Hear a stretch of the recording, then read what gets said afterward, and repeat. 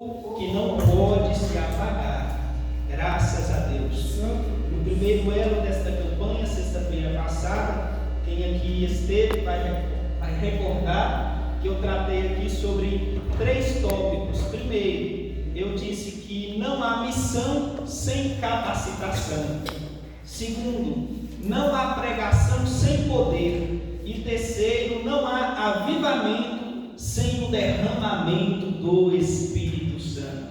Porém, hoje, senti no meu coração de meditar um pouquinho sobre o título desta campanha, chamados à intimidade. Quem pode compreender, diga amém? Graças a Deus. Livro de 1 Reis, capítulo 19 e o versículo 4. Quem encontrou, diga amém? Diz assim a palavra de Deus: E ele se foi ao deserto, caminho de um dia, e veio e se assentou debaixo de um zimbro, e pediu em seu ânimo a morte, e disse: Já basta, ó Senhor, toma agora a minha vida, pois não sou melhor do que os meus pais. Repetindo a leitura: E ele se foi ao deserto, caminho de um dia, e veio e se assentou debaixo de um zimbro, e pediu em seu ânimo a morte, e disse: Já basta, ó Senhor, toma agora a minha vida, pois não sou melhor do que os meus pais. Glórias a Deus. Repita comigo: glória ao Deus Pai, glória ao Deus Filho, glória ao Deus Espírito Santo. Se o Senhor é por nós, quem será contra nós? Pode se assentar, e se assentando, não se esqueça, louve ao Senhor com uma salva de palmas bem bonita para Jesus. Graças a Deus. Queridos irmãos, não é de nenhuma novidade que esta noite vamos falar um pouquinho sobre a vida e o ministério do profeta Elias. O profeta Elias, querida igreja, ele exerceu o seu ministério por volta do ano 900 a.C. Este profeta, ele veio para tocar a buzina em Sião, veio para pregar a palavra de Deus e tentar converter o povo de Israel, que a outra hora estava firme na presença de Deus. Ele veio para converter a este povo a voltar à presença genuína do verdadeiro Deus de Israel, porque Israel se curvara diante de deuses estranhos, a exemplo de Deus Baal, Azera e muitos outros deuses, coisa que não agradava à presença do Senhor. Foi quando Deus levantou o profeta Elias. O profeta Elias, querida igreja, ele veio de uma região pouco conhecida naquela época. A Bíblia diz que Elias, ele não tem um sobrenome tisbita, mas vamos se dizer assim, este sobrenome não veio porque ele tinha esse sobrenome chamado tisbita, não.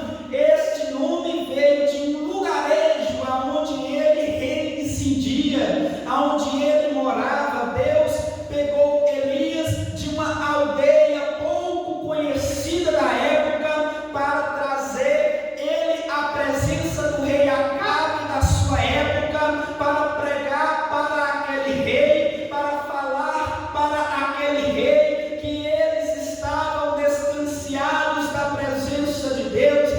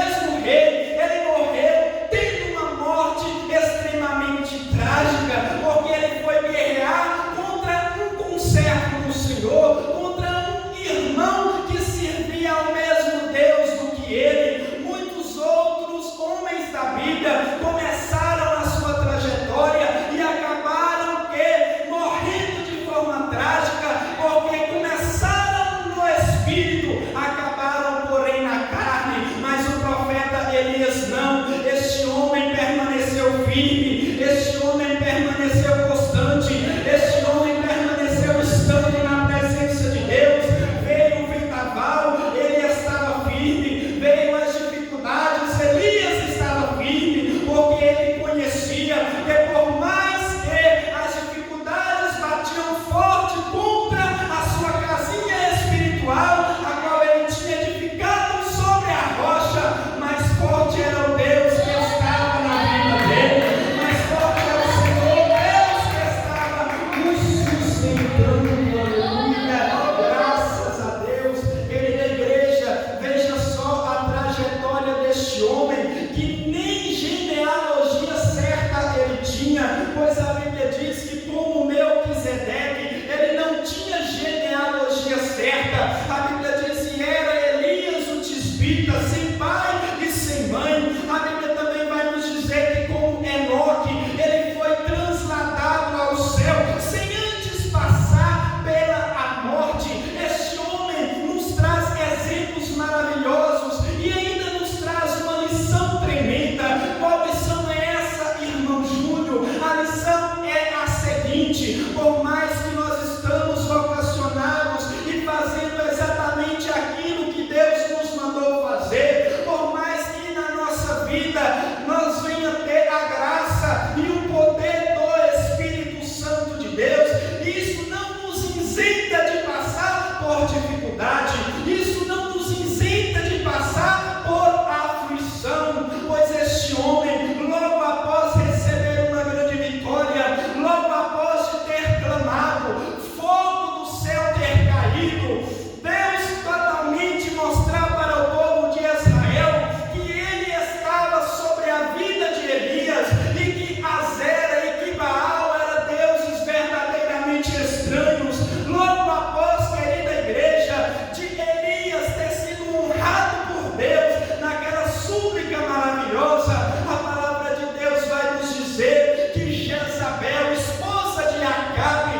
começou a ameaçar o profeta, dizendo: olha, Elias, você realmente provou que só o Senhor é Deus, porém você matou os meus profetas. Se amanhã por esta hora eu não colocar a sua vida como um dos que você tem colocado, eu não sei o que vou fazer. Ela ameaçou o profeta Elias, e o profeta Elias, querida igreja, começa a ficar com o seu coração amargurado, ele começa a ficar com o seu coração entristecido, porque ele pensava que logo após Deus mandar fogo, ele pensava que o tempo de refrigério ia vir sobre aquele povo, que a tempestade ia acalmar, que a dificuldade ia acalmar, que ia haver grande bonança, que o povo iria voltar-se para Deus. Mas não foi muito bem isso que aconteceu, porque agora o profeta, que foi honrado por Deus, começa a fugir de Jezabel, e Elias começa a correr, Elias começa a fugir, e ele começa também, igreja, a pedir até mesmo a morte. Uma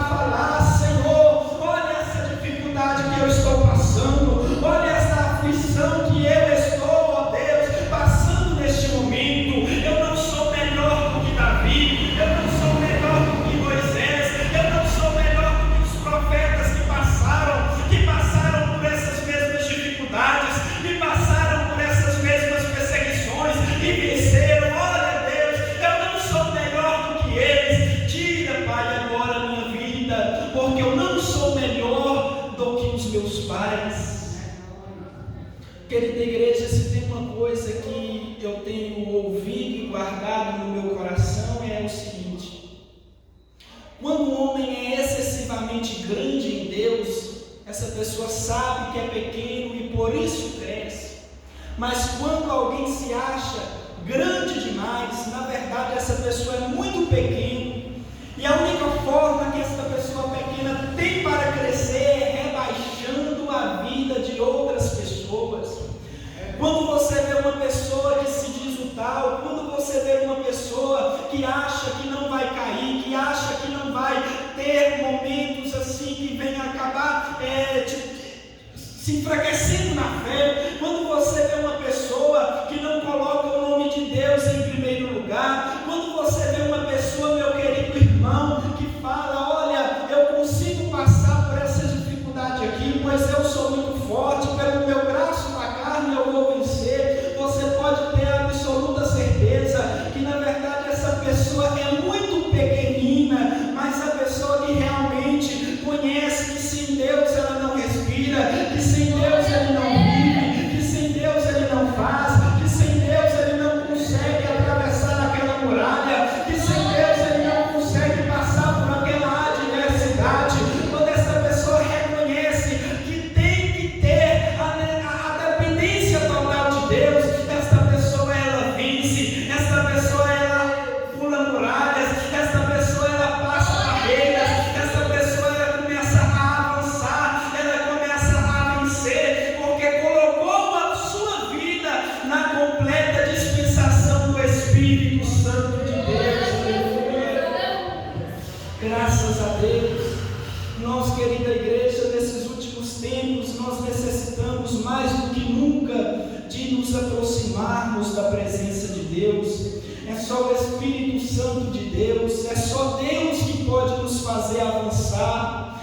Quantas das vezes nós estamos na nossa jornada todos os dias aí, na vida secular, seja em casa, seja no trabalho, seja entre a sociedade, começa a chegar até nós tantas dificuldades, tantas turbulências. Muitas das vezes acontece algo dentro da nossa casa, ou acontece algo lá no nosso local de trabalho, que muito embora nós somos filhos de Deus, vem do nada, vem de repente, e nós achamos que não vamos conseguir suportar aquela dificuldade ali. Porém, quando isso vem sobre as nossas vidas, nós temos a total certeza que basta nós dobrarmos os nossos joelhos e começar a clamar aquele que tudo pode, e começar a clamar aquele que verdadeiramente, aleluia, ele tem a solução na palma da sua mão, e a gente começa a buscar a Deus, a gente começa a descer a oração, e de repente a gente começa a observar que aquela situação que para nós era tão grande começa a ser tão pequena, porque o próprio Deus começa a estender as suas mãos, começa a nos mostrar o caminho, e começa a dizer: meu filho, minha filha, o caminho não é por aí. Você pensa que essa dificuldade é muito grande, mas olha para mim, eu sou maior do que este problema, eu sou maior do que essa dificuldade, eu sou maior do que este vendaval que você está passando. Olha para mim, se você olhar para mim, você vai ver que você não vai cair, você não vai ser derrotado, porque eu sou Deus e eu vou te livrar. Graças a Deus. Era exatamente assim que o profeta Elias, ele passou por uma dificuldade muito grande, ele sofreu uma ameaça muito grande, pois ele foi ameaçado de morte. Ele apareceu perante o rei Acabe. Rei Acabe não quis chamá-lo pelo nome, porém antes disse: olha, és você o perturbador de Israel. Profeta Elias, por pregar, por tentar livrar a alma daquelas pessoas que iriam perecer eternamente, por tentar abrir os olhos daquele povo, por tentar fazer que com aquele povo chegasse para o verdadeiro Deus, ele foi chamado de um perturbador de Israel. Muitas das vezes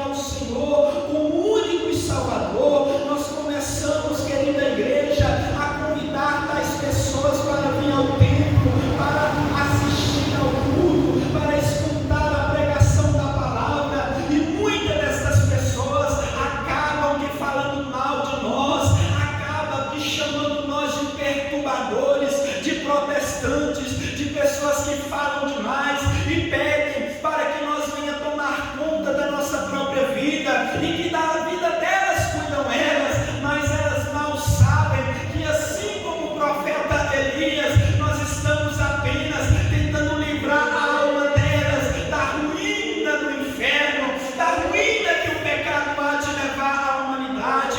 Quantas pessoas estão se perdendo, quantas pessoas estão no mundo lá fora, não dando a mínima para as coisas de Deus, passam dia após dia.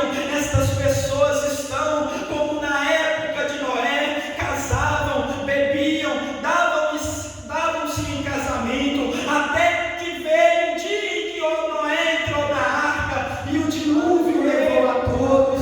Muitas das vezes, querida igreja, nós somos xingados por esse povo, mas a missão da igreja é pregar, a missão da igreja é alertar, a missão da igreja é mostrar o caminho certo, a missão da igreja é mostrar que unicamente só Jesus pode salvar, só Jesus pode curar, só Jesus pode tirar elas da vida da escravidão, só Jesus pode tirar eles das drogas, só Jesus pode transformar a vida dessa pessoa que acha que não vai conseguir se libertar das drogas, que acha que não vai conseguir se libertar dos crimes, que acham que não vão conseguir se libertar. Mas nós estamos aqui para dizer que Jesus ele ainda continua salvando, que Jesus ainda continua libertando, que Jesus ainda continua restaurando, que Jesus ainda continua pegando o mais vil pecador lá no mundo do pecado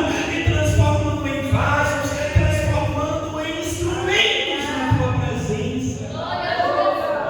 Glórias a Deus, nós ainda continuamos pregando porque nós sabemos que o nosso Deus continua operando maravilhas, aleluia.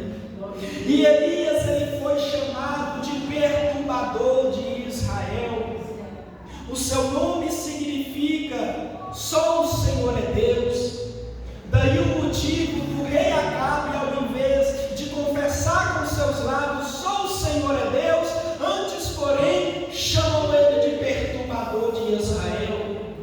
E este profeta está amargurado, este profeta está triste, quando de repente, querida igreja, a Bíblia vai nos dizer que o profeta Elias estava dormindo, quando ele foi despertado por um anjo de Deus, e este anjo chega com um pão assado sobre as brasas, com uma botija de água, e desperta o profeta Elias e diz assim: Elias, come e bebe. E Elias comeu, e Elias bebeu, e com a força daquela comida, ele ainda teve força de caminhar por 40 dias. Ei, querida igreja, você que pensa em desistir, você que está desanimado, você que está desanimada, ou que está faltando para você, é beber do alimento espiritual, é se alimentar do alimento espiritual, que só o Senhor Jesus pode te dar,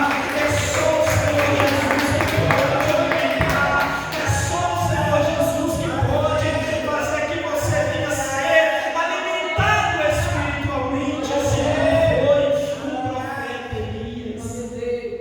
E este profeta, ele se alimentou. Ao se alimentar, querida igreja, ao invés de prosseguir marchando firme e valente, ele se escondeu em uma caverna, e naquela caverna Elias estava escondido. Mas o nosso Deus, que vê todas as coisas, começa a chamá-lo pelo nome: profeta Elias, o que fazes aí? E Elias começa a questionar com Deus: olha Deus, mataram todos os profetas a fio da espada, e somente eu restei, e ainda querem tirar a minha vida. Senhor, parafraseando aqui, eu não vou fazer a obra mais, eu não vou pregar mais aquele povo, eu não vou avisar Acabe da sua ruína, eu não vou alertar o povo de Israel dos seus pecados, porque aquele povo é impenitente, aquele povo matou os seus profetas, aquele povo matou todos os profetas, mataram os meus irmãos e ainda querem tirar a minha vida. Eu estou aqui escondido sim, ó Pai, e confesso que estou desanimado, eu estou entristecido, mas foi quando, igreja, o próprio Deus, vendo a situação do seu profeta, pede que o profeta Elias se colocasse sobre os seus pés e se colocasse ali à porta daquela caverna, e lá vai Elias cabeça baixa, Elias triste por tudo que estava acontecendo naquele lugar. Elias se coloca na porta da caverna e a Bíblia vai nos dizer que passava ali um vento muito forte. Este vento quebrava as árvores, este vento quebrava tudo, e Elias pensava consigo: olha, vai que eu vejo Deus através deste vento tão forte. Mas uma coisa aconteceu, o profeta Elias foi logo perceber que Deus não estava naquele vento. Foi quando Deus mandava um fogo passando ali bem na porta daquela caverna, e o profeta Elias talvez pensando consigo: vai que agora eu vejo Deus através deste fogo. Mas a palavra vai dizer que Deus também não estava entre aquele fogo. Ei, querida igreja, e de repente a Bíblia vai dizer que veio uma voz mansa e delicada que falava com o profeta Elias. Eu acredito que aquela voz seja uma voz de um anjo de Deus. Aquele anjo veio justamente para mostrar ao profeta Elias o significado das duas primeiras visões, a qual ele teve do vento e do fogo. E aquele anjo começa a dizer: Elias, você não entendeu o que Deus quis te mostrar, mas o que Deus quis te mostrar foi o seguinte: quando o vendaval da vida, quando os ventos fortes vier contra você, quando o fogo da aprovação de Deus vier para te queimar, não se entristeça, não se agonie, não se desanime, não se desespere, não fique deprimido, porque Deus está na sua vida para te sustentar, Deus está na sua vida para te fazer ficar firme quando este vento vier, Deus está na sua vida para fazer você estar forte, para suportar essas provações de fogo que você está passando, Elias. E é isso que Deus quis te mostrar. Foi quando Elias começa a ficar forte novamente, ele começa a retomar seu ânimo, ele recomeça a retomar sua coragem, porém ele ainda fica dentro daquela caverna, e Deus vendo que agora ele estava mais forte, ele estava assim, mais animado, o próprio Deus fala pela segunda vez: Elias, o que fazes aí, Elias? E o profeta Elias veio a repetir as mesmas palavras: Senhor, mataram todos e eu apenas restei, e ainda quer me matar. E Deus fala: ei, Elias, ainda tem 7.000 profetas em Israel, todos que eu consertei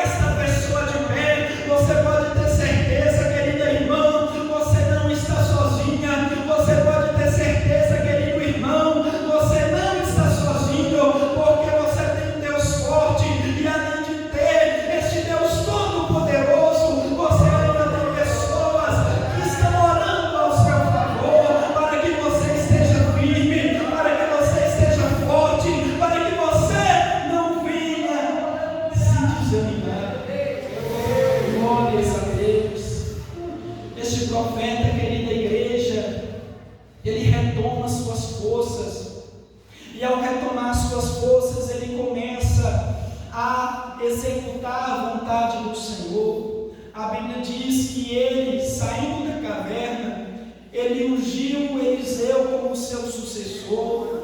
A Bíblia diz que o profeta Elias, ele ungiu um rei para que governasse Judá e um outro rei para governar o povo de Israel. A Bíblia diz, querida igreja, que após o profeta Elias ter saído daquela caverna, ele ainda multiplicou pelo poder do Espírito Santo o azeite de uma viúva que naquele tempo estava quase se desesperando, dando cabo da sua própria vida, porque em uma época difícil, em uma época de escassez, em uma época que, como o pastor Laurindo disse aqui quinta-feira, não existia aposentadoria, não existia benefício algum para as viúvas. Em uma época difícil, aquela viúva passava fome, mas o profeta Elias, retomando as suas forças, começa a fazer a obra de Deus e começa, querida igreja, a operar maravilhosos prodígios pelo dedo de Deus. Aleluia!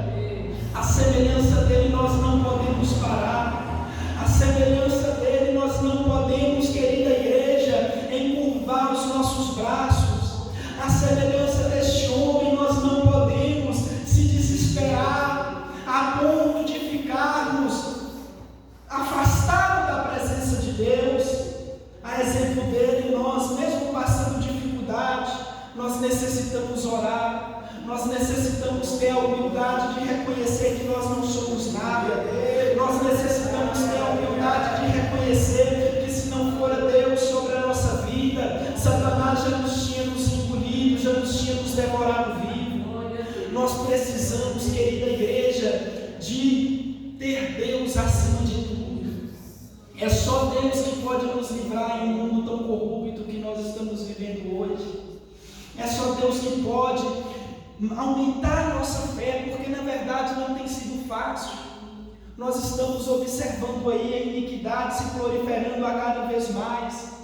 Nós estamos vendo aí a tecnologia cada vez mais aumentando e nela trazendo muitos entretenimentos que estão tirando muita gente da presença de Deus.